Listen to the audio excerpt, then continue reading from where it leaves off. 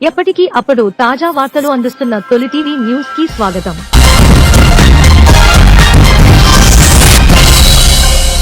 వాళ్ల boss Chandrababu ఆడించినట్లు Revanth Reddy ఆడుతాడు. TRS యువ నాయకులు జంగిలి, వీరన్న జంగిలి, నగేష్ గంగిడి, శేఖర్ గడ్డం, ప్రేమరంగం వీరందరూ కాంగ్రెస్పై మండిపడ్డారు. తాగరస్వరూపం చేతగాని ప్రభుత్వం అని అన్నారు. కర్ణాటకలో ఆల్మట్టి డ్యాం 5 ఫీట్లు హైట్ పెంచడానికి రూ. 70 వేల కోట్లు ఖర్చు పెడుతున్నారు.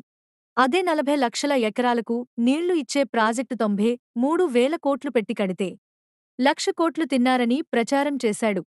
93 వేల కోట్లు ఖర్చైన ప్రాజెక్టుకు 1,00,000 కోట్లు ఎలా తిన్నారని ఆలోచించారా?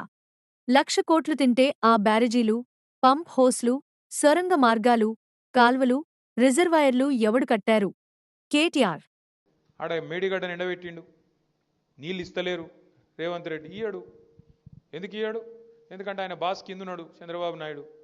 నువ్వు కడితే బరాబర్ మర్యాద ఉండదు రాబాయ్ అంటే కిందికి నీళ్ళు పోవన్నాయి. మరి ఇయ్యాడు.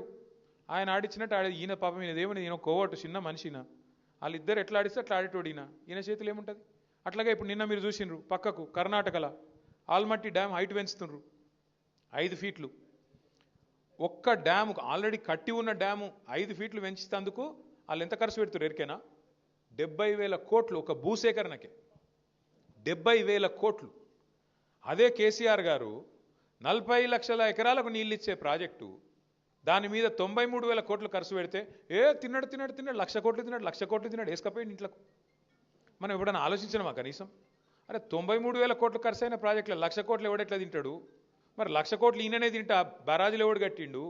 ఆ పంప్ హౌజ్లు ఎట్లా కట్టిర్రు? ఆ సొరంగ మార్గాలు ఎట్లా కట్టిర్రు? మరి ఆ మొత్తం కాలువలు ఎట్లా కట్టిండ్రు? గన్ని రిజర్వాయర్లు ఎట్లా వచ్చినాయి? గిన్ని నీళ్ళు ఎట్లా వస్తున్నాయి? ఇలా భూమికి బరువు అయ్యేంత పంట ఏడికెళ్ళి వండుతున్నది అని ఎప్పుడైనా కూర్చొని ఆలోచించినవా? తిన్నాడట అంటే తిన్నాడు, తినే ఉంటాడు. ఇదిగో పూలు అంటే అది గొప్ప ఒక అడిగినోడు లేడు, చూసినోడు లేదు. ఎవరు పడితే వాళ్ళు ఏది పడతారు చెప్పుడు, మనం నమ్ముడు. ఆయనతో పోయి బాయిలో దుంకుతున్నామా బుందలో దుంకుతున్నామా చూసేది లేదు, పోయి దుంకుడేనే. ఎప్పటికీ అప్పుడు తాజా వార్తలు అందిస్తున్న తొలి టీవీ న్యూస్ కి స్వాగతం.